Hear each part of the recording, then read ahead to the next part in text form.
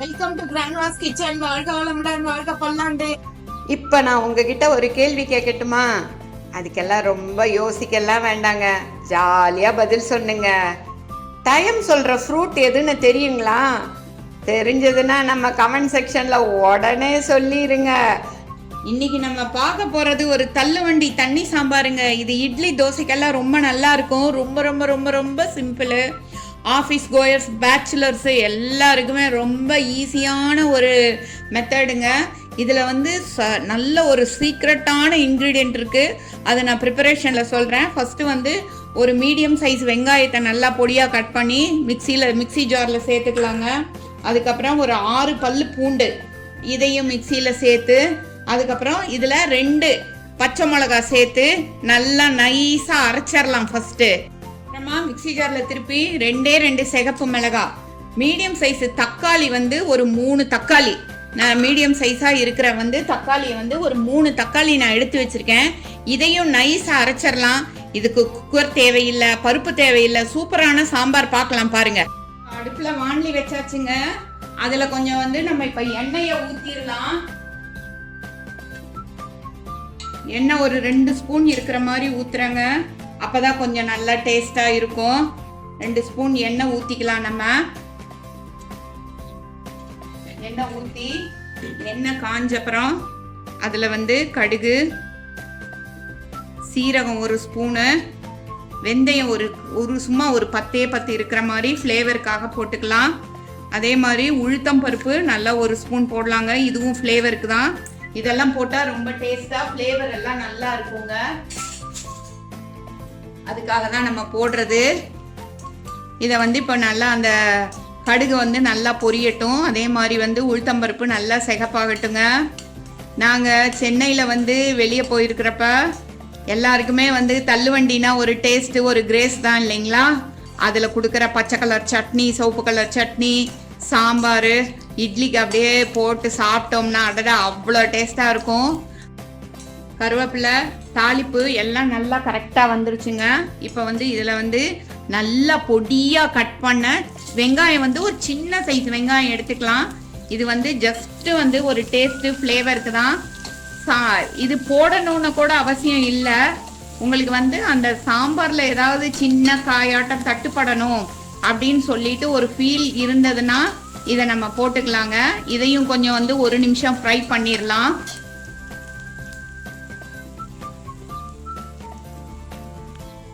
As usual வெங்காயம் வதங்கணும்னா கொஞ்சமாக வந்து நம்ம உப்பு போடணும் இல்லைங்களா? அதே மாதிரி கொஞ்சமாக லைட்டாக உப்பு போட்டு வதக்கிக்கலாங்க. வதக்கிட்டு அதுக்கப்புறம் வந்து நம்ம இப்போ வந்து வெங்காயம், பூண்டு, பச்சை மிளகா அரைச்சி வச்சோம் இல்லைங்களா? அந்த பேஸ்ட்டை வந்து இப்போ இதில் போட்டுடலாம். நல்லா கலக்கிட்டே இருக்கணுங்க. அடுப்பை வந்து கொஞ்சம் பாதி அளவு வச்சுக்கலாம். இதை கலக்கிட்டே இருக்கணும். இதில் பச்சை வாடை போகிற வரைக்கும் நம்ம கலக்கணுங்க.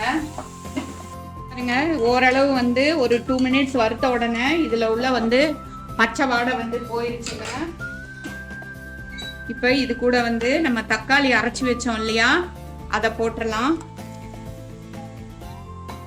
கொஞ்சமா, ரொம்ப கம்மியா தண்ணி, அந்த மிக்ஸி எல்லாம் அதுல எல்லாம் ஒட்டிட்டு இருக்கிறதெல்லாம் பார்த்து அதை இப்போ போட்டுடலாங்க.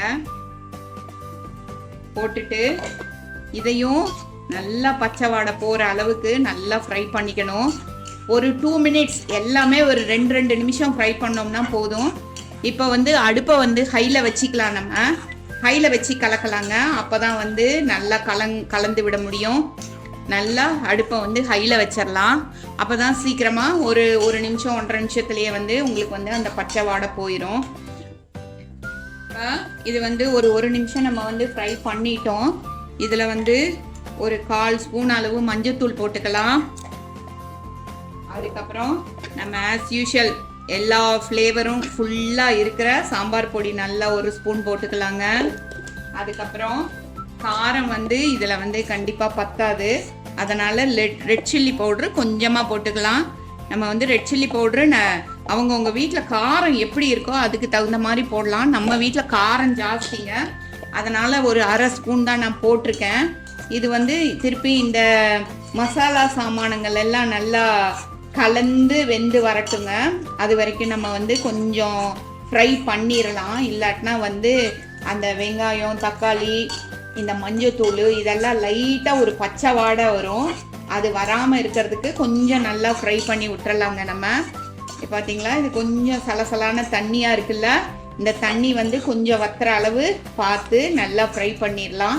அதுக்கும் நிறைய நேரம் ஆகாது, ஒரே ஒரு நிமிஷம்தான் ஆகும். நிதானமாக பொறுமையாக நம்ம எதுக்கு தகுந்த மாதிரி வெயிட் பண்ணி அந்த டைம் விட்டு செஞ்சோம்னா அந்த டிஷ் வந்து ரொம்ப சூப்பராக இருக்கும். அது மாதிரி நம்ம இதையும் ட்ரை பண்ணி பார்க்கலாங்க. பாருங்க, இப்போ நல்லா கொஞ்சம் சுண்டி வந்த மாதிரி நல்லா சுண்டி வந்துருச்சு. இப்போ வந்து இதில் வந்து நல்லா தாராளமாக தண்ணியை ஊற்றலாங்க. நல்லா 2-3 டம்ளர் இருக்கிற மாதிரி நல்லா தண்ணியை ஊற்றிடலாம். தண்ணியை ஊற்றிட்டு இது வந்து லைட்டாக கொதிக்க விடலாங்க. இப்போ வந்து நம்ம இந்த சாம்பாருக்கு தேவையான அளவு, இந்த குழம்புக்கு தேவையான அளவு உப்பு போட்டுடலாங்க. பாருங்க, உப்பு போட்டுடலாம்.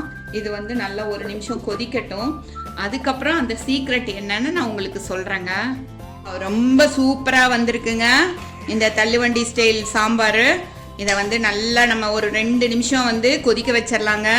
கொதிக்க வச்சுட்டு அந்த இட்லிக்கு அப்படி தொட்டு சாப்பிட்டோம்னா அடடடடா, ஒரு 5 இட்லி என்ன 10 இட்லி கூட உள்ளே போகும். லாஸ்ட்டாக வந்து ஃப்ளேவருக்கு ரொம்ப கம்மியாக வெல்லம் போட்டிருக்கேன் நான். நல்லா கொதிச்சு வருதுங்க. கொதிச்சு வர்றப்ப ஆஃப் பண்ணிடலாம் நம்ம. இப்போ நம்ம இந்த ஸ்டேஜில் வந்து கொஞ்சமாக வாயில் ஊற்றி பார்த்துடலாம், புளிப்பு, உப்பு, காரமெல்லாம் எப்படி இருக்குன்னு சொல்லிட்டு. இன்னும் நம்ம சீக்ரெட் இன்க்ரீடியன்ட் போடலை. அது வந்து அந்த தள்ளுவண்டி அக்கா கூட கடைசியில் தான் சொன்னாங்க. அப்புறம் நான் ரொம்ப கேட்டுக்கிட்டதுக்கு சொன்னாங்க, அதோட சீக்ரெட்னால தான் இந்த சாம்பார் இவ்வளோ டேஸ்ட்டாக இருக்குங்க. இப்போ வந்து இதை வந்து வாயில் போட்டு பார்த்துடலாம் நம்ம. வாயில் போட்டு பார்த்துட்டு ஏதாவது பத்தலைன்னா இப்போ ஆட் பண்ணிக்கலாம் நம்ம இந்த ஸ்டேஜில். எனக்கு வந்து கொஞ்சம் புளிப்பு பத்தலை, அதனால நான் வந்து புளித்தண்ணி லைட்டாக, ரொம்ப லைட்டாக ஊற்றிருக்கேன். அதே மாதிரி உப்பும் பத்தலை, உப்பும் ரொம்ப லைட்டாக போடுறேன். இப்போ வந்து நல்லா கொதிச்சு வந்துருச்சு. இப்போ சீக்ரெட் என்னென்னு பார்க்கலாங்களா? பாருங்க, சூப்பராக கொதிச்சுக்கிட்டு இருக்கு. இவரை கொஞ்சம் நல்லா சிம்மில் வச்சிடலாம். இப்போ வந்து ஒரு விருந்தாளி வர்றாரு. அவர் வந்து உள்ளே போய் எல்லாம் எப்படி இருக்குன்னு டெஸ்ட் பண்ணுறாரு.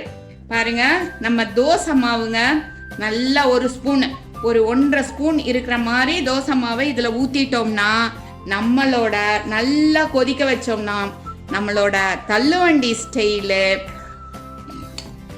சாம்பார் வந்து குக்கரு, பருப்பு எதுவும் தேவையில்லாமல் சூப்பராக ரெடி ஆயிருங்க. நம்ம தள்ளுவண்டி ஸ்டைல் தண்ணி சாம்பார், குக்கர் இல்லை, பருப்பு இல்லை, எதுவுமே இல்லாமல் சூப்பராக ரெடி ஆயிடுச்சு.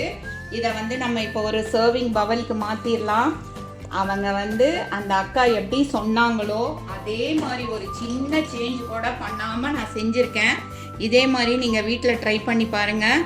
இவங்களுக்கு வந்து ஒரு கிரீடம் வைக்கணும் இல்லையா, நம்ம கொத்தமல்லி இவங்களை மேலே தூவி அப்படியே மூடி வச்சிட்டிங்கன்னா, கப்புன்னு மூடி வச்சிட்டிங்கன்னா, சுட சுட இட்லி செஞ்சு அதில் ஒரு புரட்டி சாப்பிட்டோம்னா அப்பா டேஸ்ட் அவ்வளோ நல்லா இருக்குங்க.